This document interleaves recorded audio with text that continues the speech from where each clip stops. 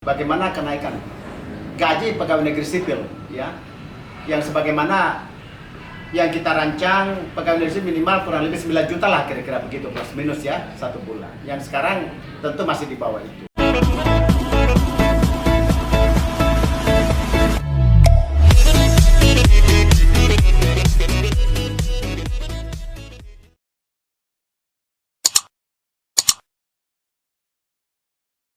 Bismillahirrahmanirrahim. Assalamualaikum warahmatullahi wabarakatuh. Selamat berjumpa bersama saya Hendri Majid.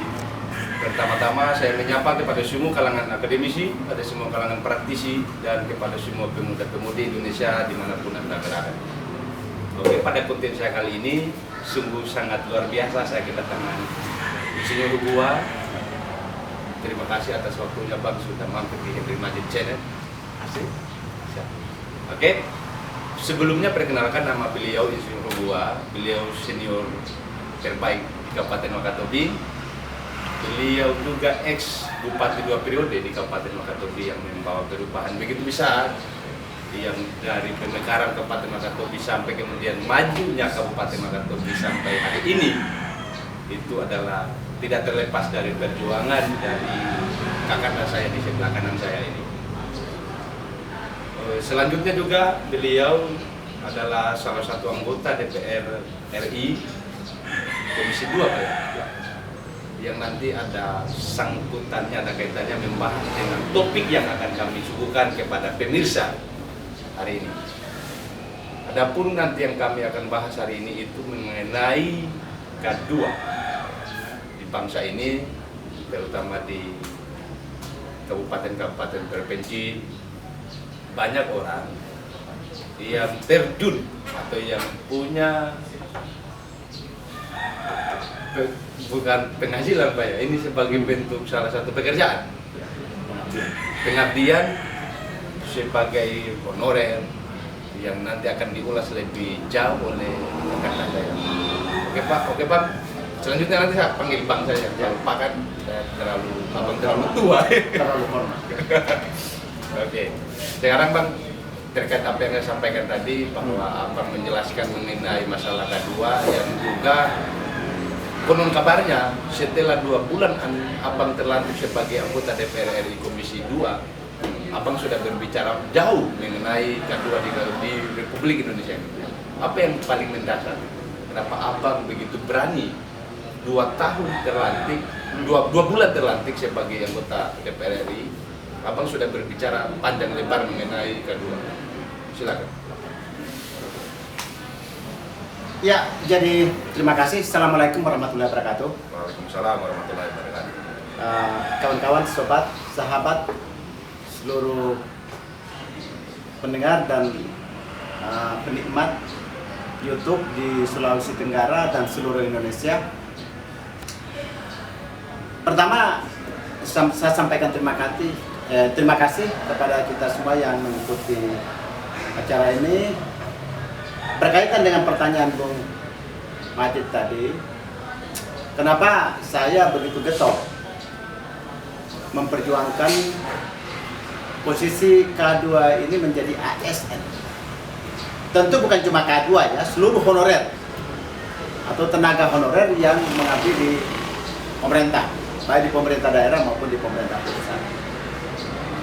Tapi fokus di K2 ini, sebetulnya K2 ini merupakan satu istilah kepada tenaga honorer yang di zaman Bapak Susilo Bambang Yudhoyono sebagai Presiden Republik Indonesia memberikan apresiasi kepada tenaga honorer Republik Indonesia untuk di ASN-kan. Kita kenal dengan K1 atau kategori 1, dan seluruh kategori 1 itu selesai sebelum tahun 2014 sampai 2013 lah kira-kira, beberapa tahun yang lalu. Lalu menyusul K2 yang sebelum Bapak SBY mengakhiri masa jabatannya tahun 2014, maka sebagian besar K2 terselesaikan menjadi ASN tanpa melalui proses tes, hanya melengkapi administrasi lalu mereka ini bisa diluluskan menjadi tenaga ASN. Di ujung masa jabatan Pak SBY tahun 2014, beliau menandatangani undang-undang ASN yang salah satu diktum di pasalnya itu mengatakan bahwa penerimaan ASN harus melalui proses seleksi atau tes. Disinilah kurang lebih 4.000 tenaga atau tenaga honorer K2 ini terkancing karena mereka harus mengikuti tes dan berkompetisi dengan orang-orang baru yang baru selesai pendidikan, justru masih segar sekali. Dan mereka ini masa pengabdiannya saat itu sudah ada yang 30 bahkan sampai 35 tahun. Bahkan sekarang ada yang memasuki 40 tahun. Sehingga banyak di antara mereka tidak tercover lagi mengikuti tes karena persyaratan untuk tes ASN itu harus paling rendah berumur 30 tahun. Jadi mereka sudah menua mengabdi kepada negara, tapi begitu peluang untuk dites berdasarkan pada undang-undang ASN yang terbit di tahun 2014 itu, lalu mereka tidak punya kesempatan karena umur. Itulah terbengkalainya K2 sisa kurang lebih 400.000 di seluruh Indonesia. Tepatnya itu 3.800 sekian lah, plus minus ya. Nah, K2 ini kenapa saya getol memperjuangkan mereka? Karena ini janji negara. Negara sudah memberikan janji bahwa mereka akan di-ASN-kan. Tapi karena ada benturan pasal di dalam undang-undang ASN tadi, lalu mereka tidak menjadi ASN. Oleh karena itu, maka mereka ini harus ada crash program dan kebijakan dari pemerintah Republik Indonesia. Dan selama K2 ini tidak selesai, maka ini utang negara yang tidak akan pernah selesai. Oleh karena itu, maka Komisi 2 DPR RI ya tahun 2020 sudah juga berusaha untuk merevisi undang-undang ASN. Tetapi masa pandemi lalu juga ada hambatan. Oleh karena itu, maka masa sidang 2021 ini kembali Komisi 2 akan memasukkan revisi undang-undang ASN ini ke dalam Prolegnas tahun 2021. Ya. Dan saya tambahkan bahwa yang dimaksud dengan ASN atau aparat sipil negara itu terdiri atas dua, tidak sesuai dengan undang-undang itu, ya. Pertama adalah pegawai negeri sipil atau PNS, yang kedua pegawai negeri dengan sistem kontrak yang kita kenal dengan P3K, ya P3. Nah, sehingga langkah-langkah penyelesaian K2 yang sekarang ini kita upayakan adalah melalui seleksi P3K yang sekarang hampir seluruh kabupaten kota sudah memberikan anggaran untuk di APBD mereka, maksudnya untuk penggajian mereka, namun belum merata seluruh Indonesia. Oleh karena itu, maka sekali lagi usaha saya sebagai anggota DPR RI Komisi 2 Daerah Pemilihan Sulawesi Tenggara, fraksi PD Perjuangan, selalu mengawal ini, dan saya tidak akan berhenti memperjuangkan ini selama tenaga honorer K2 ini tidak selesai. Tentu kita selesaikan dulu tenaga honorer K2, baru pelan-pelan kita selesaikan tenaga-tenaga honorer lainnya yang sekarang sementara berjugal menunggu perbaikan nasib sesuai dengan kebijakan pemerintah. Saya gitu. Ya. Saya mau ini, apa yang abang tadi sampaikan itu begitu normatif atau melakukan atau dengan pendekatan normatif tadi. Ya. Tapi saya mau tanya begini, Bang.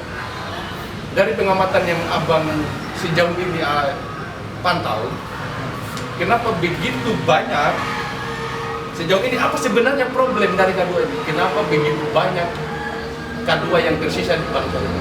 Tentunya tidak dijelaskan melalui normatif yang telah dibahas sebelumnya. Apa sebenarnya yang terjadi dari peningkatan K2? Ya. Jadi gini, alasan pertama tadi saya sudah jelaskan bahwa ada benturan tes, ya harus tes, dan mereka sudah melewati masa memenuhi persyaratan untuk ikut tes karena persyaratannya 30 tahun umur paling tepat. Dan juga tadi kompetisi yang mereka tidak bisa lagi berkompetisi karena persoalan umur dan juga lain sebagainya. Faktor yang kedua selalu Menteri Keuangan itu selalu mengatakan bahwa tidak ada anggaran. Tetapi menurut saya tidak fair kalau alasan anggaran. Ya, karena negara manapun di dunia ini dan semua manusia yang hidup, rumah tangga, desa, kecamatan, provinsi, negara, dan seluruh negara di dunia tidak pernah kelebihan uang.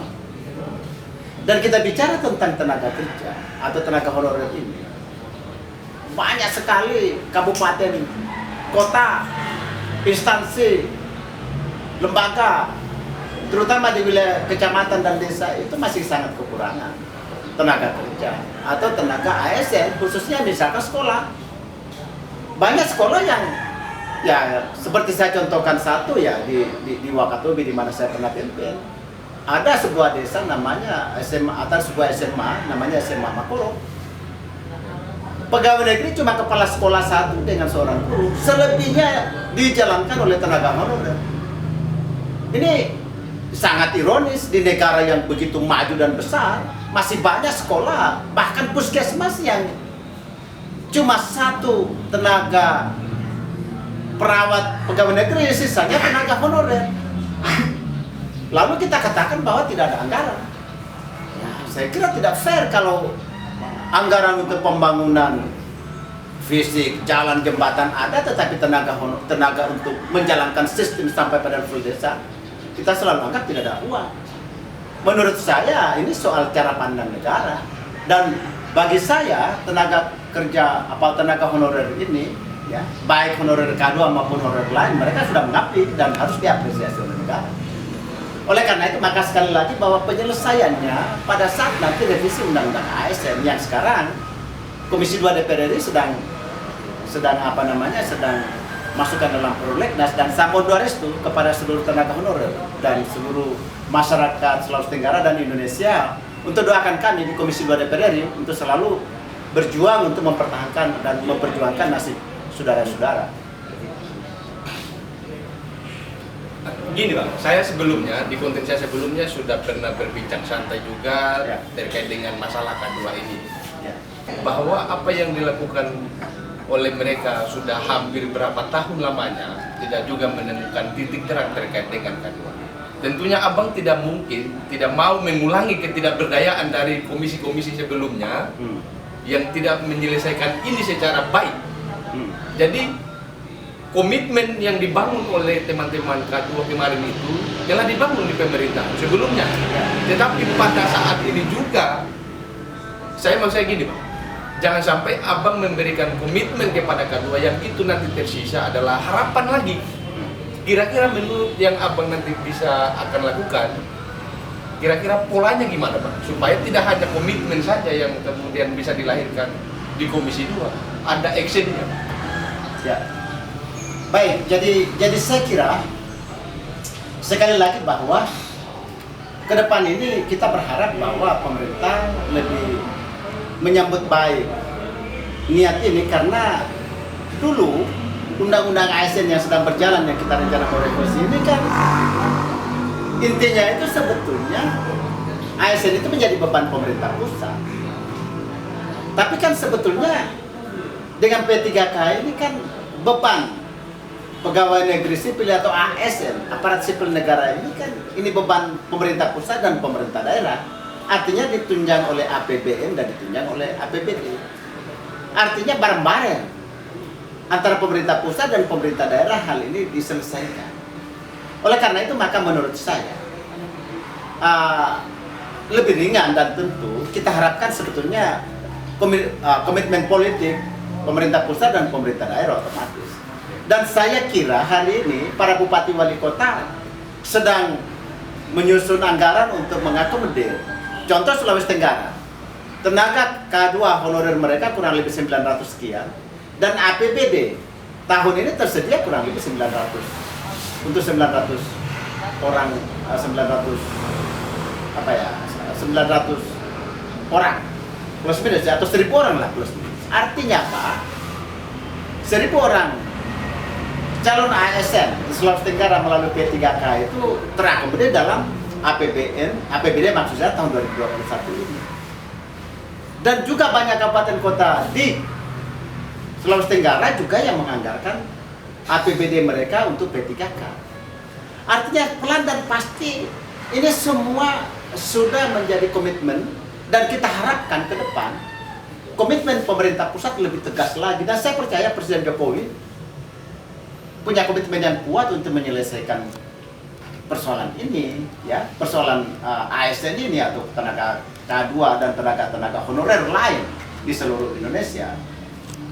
Dan saya senang bahwa sebetulnya Kementerian Pan-RB dan BKN mereka tadinya cuma ingin menerima tenaga guru kependidikan, guru dan tenaga di sektor kesehatan aja. Tapi kan tidak cuma itu kebutuhan daerah. Kebutuhan daerah juga termasuk tenaga administrasi, termasuk tenaga teknis, dan termasuk tenaga kependidikan. Bukan cuma guru dan aparat kesehatan aja. Oleh karena itu maka sekarang saya senang pemerintah daerah Sulawesi Tenggara, Gubernur Sulawesi Tenggara misalkan, telah menganggarkan bukan cuma untuk tenaga kerja, tenaga honorer untuk guru dan perawat, tetapi juga untuk tenaga administrasi dan tenaga teknis. Jadi saya kira ini semua sudah bersambut, ya, saling sambutan baik dari pemerintah daerah, dan menurut saya ini adalah sebuah iklim politik yang baik untuk tenaga kerja honorer K2 dan juga tenaga-tenaga honorer lain untuk kita berkiprah, dan mudah-mudahan undang-undang ASN ke depan akan lebih baik lagi. Bahkan justru ya kita upayakan untuk tenaga yang khususnya K2 diusahakan untuk langsung bisa diterima tanpa harus melalui proses tes, karena mereka udah mengaku. Itu bisa. Itu ada kalau pasal dinyatakan seperti itu, khusus crash program untuk K2. Karena sekali lagi K2 ini kenapa saya katakan khusus, karena mereka ini negara sudah berjanji ke mereka untuk mereka selesai. Dan inilah benang kusut yang menjadi beban negara kalau tidak diselesaikan. Tentu yang lain-lain juga tenaga-tenaga honorer lain bukan berarti tidak ada masalah. Tentu ada masalah, tetapi kita selesaikan mereka karena umur yang sudah di atas 35 tahun baru yang mudah-mudah kita selesaikan. Kira-kira itu pertimbangan teknis. Dari apa yang Abang tuturkan tadi, apa yang Abang sampaikan kepada saya, bahwa rasanya sudah selesai di pusat. Dari Komisi 2 sampai kemudian di pemerintahan ini sudah selesai. Hanya yang akan menjadi kemudian beban itu adalah di provinsi, di Pemda, di provinsi, dan juga di kabupaten. Apakah sebelumnya Bang, saya mau bertanya gini, apakah Komisi 2, dalam hal ini Abang sebagai anggota DPR yang di Komisi 2, yang punya hak untuk mengintervensi di provinsi dan juga kabupaten, atau sebaliknya? Karena orang kemudian akan bertanya-tanya, ini kita mau, oke, katakan selesai pusat, ya. Tetapi kalau kemudian itu tidak ada misalnya intervensi yang ketat dari pemerintah misalnya, Pemda, atau dalam hal ini saya perlu bertanya bahwa apa nanti yang akan dilakukan oleh provinsi dan juga kabupaten ini Pak, untuk mengakomodir K2 sampai kemudian menjadi betul-betul sejahtera mereka. Ya. Jadi begini, DPR RI itu kan punya 3 fungsi utama ya. Pertama fungsi budgeting, fungsi legislasi, dan fungsi pengawasan pembangunan. Berkaitan dengan 3 fungsi tadi dan lembaga atau kementerian yang menjadi mitra Komisi 2 adalah lembaga dan kementerian yang memang mengurus masalah tenaga ASN dan masalah pemerintahan daerah. Oleh karena itu maka saya selaku Komisi 2, anggota Komisi 2 DPR RI, mewakili rakyat Sulawesi Tenggara dan seluruh Indonesia tentu, ya punya kewenangan dan punya hak di 3 hak itu, di 3 hal itu. Tentu pada saat ke depan ya mungkin dalam minggu ini ya kami pasti rapat dengan Kementerian Dalam Negeri, Menteri Dalam Negeri pasti yang membawahi para gubernur dan seluruh bupati wali kota seluruh Indonesia. Tugas saya sebagai anggota DPR ini meminta kepada Menteri Dalam Negeri untuk membuat surat edaran atau membuat surat perintah turun kepada gubernur dan bupati wali kota untuk mengalokasikan anggaran untuk penerimaan P3K yang menjadi kewenangan pemerintah daerah, ya, untuk mengurangi beban tentu tenaga honorer yang kita bicarakan sepanjang cerita ini. Yang kedua, mitra kami yang kedua yang relevan dengan ini, dengan tenaga ASN ini adalah Kementerian Pan-RB dan BKN.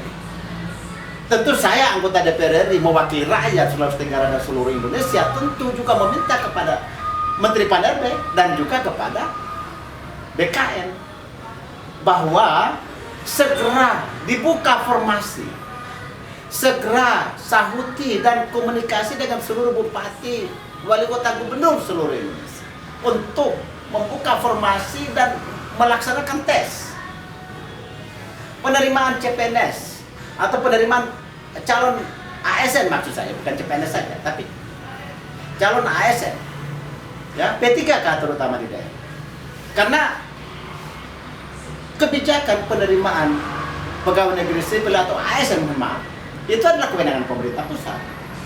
Jadi pengendalian itu tetap di pemerintah pusat dalam kerangka fungsi NKRI-nya. Oleh karena itu maka bupati, wali kota, gubernur tidak bisa menerima begitu saja, harus mendapat persetujuan dari pusat dalam fungsi NKRI-nya. Karena ini menyangkut masalah sumber daya manusia yang harus mengabdi kepada NKRI. Oleh karena itu maka sekali lagi bahwa tugas saya anggota DPR RI Komisi 2 untuk menyampaikan ini kepada dua kementerian untuk secara berjenjang mereka turun ke lapangan. Dan bagi gubernur, bupati, wali kota yang tidak menganggarkan di APBD mereka untuk merekrut P3K, itu bagian daripada rapor merah buat mereka. Karena apa? Mereka berani menerima tenaga honorer, terutama K2. Gubernur, wali kota, bupati telah membuat SK untuk pengangkatan tenaga honorer, terutama K2. Tapi mereka tidak menganggarkan di APBD mereka untuk penerimaan K2. Saya kira ini rapor merah bagi mereka. Kenapa? Karena Presiden Republik Indonesia sudah menandatangani 2 Perpres. Perpres masalah penempatan, masalah penggajian, dan Perpres berkaitan dengan jabatan yang selama ini menjadi hambatan undang-undang ASN berkaitan dengan P3K ini, sehingga pelaksananya di lapangan belum maksimal. Oleh karena itu maka sekali lagi tidak ada alasan kepada gubernur, bupati, wali kota seluruh Indonesia untuk tidak memasukkan gaji P3K, khususnya pengangkatan K2 dan tenaga-tenaga honorer lain ini di dalam APBD mereka. Karena dukungan dan juga infrastruktur hukum politik Presiden sudah menyelesaikannya. Jadi sekarang bola ada pada bupati, wali kota, dan gubernur seluruh Indonesia tentu. Nah, oke. Terakhir Pak. Oke. Terakhir. Ini mengenai saya mau berbicara pada sekop yang lebih besar dengan nanti ada K2 dan juga nanti utang negara ini. Saya mau berbicara di situ. Kira-kira nanti apakah negara akan mengalami penggendutan utang negara melalui dianggarkannya K2 ini atau gimana? Karena nanti kan orang akan bertanya juga demikian, bahwa jangan sampai kita kemudian kelebihan menganggarkan di K2 ini terakhir yang menjadi beban lagi ya kita utang lagi, gimana? Sekali lagi bahwa utang itu kan tidak bisa terhindarkan. Dan ini soal mindset pembangunan aja.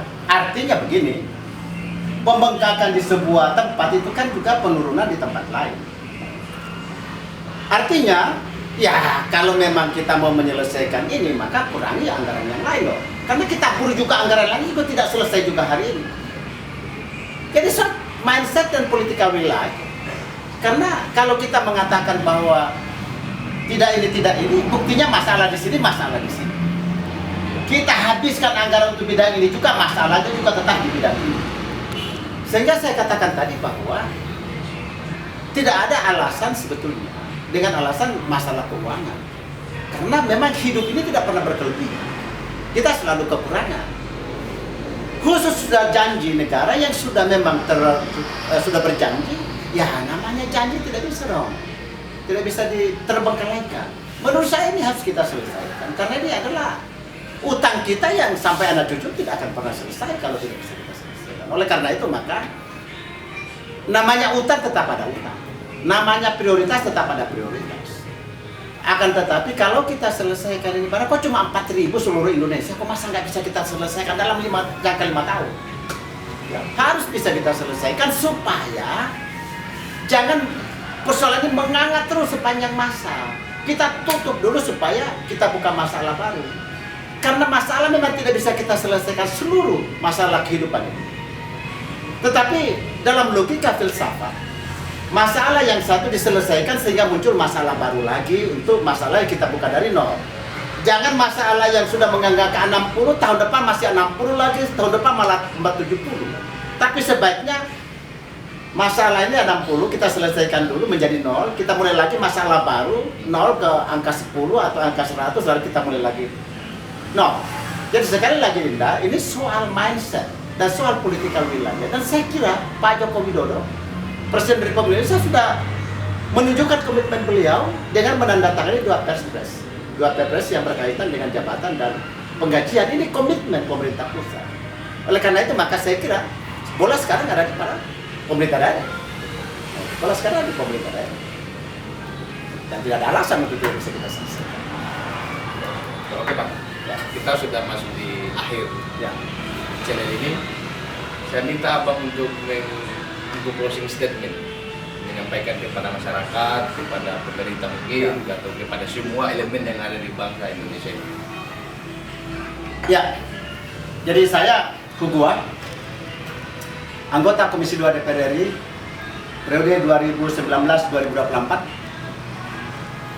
daerah pemilihan Sulawesi Tenggara, fraksi PD Perjuangan, menyampaikan kepada seluruh masyarakat, khususnya calon ASN,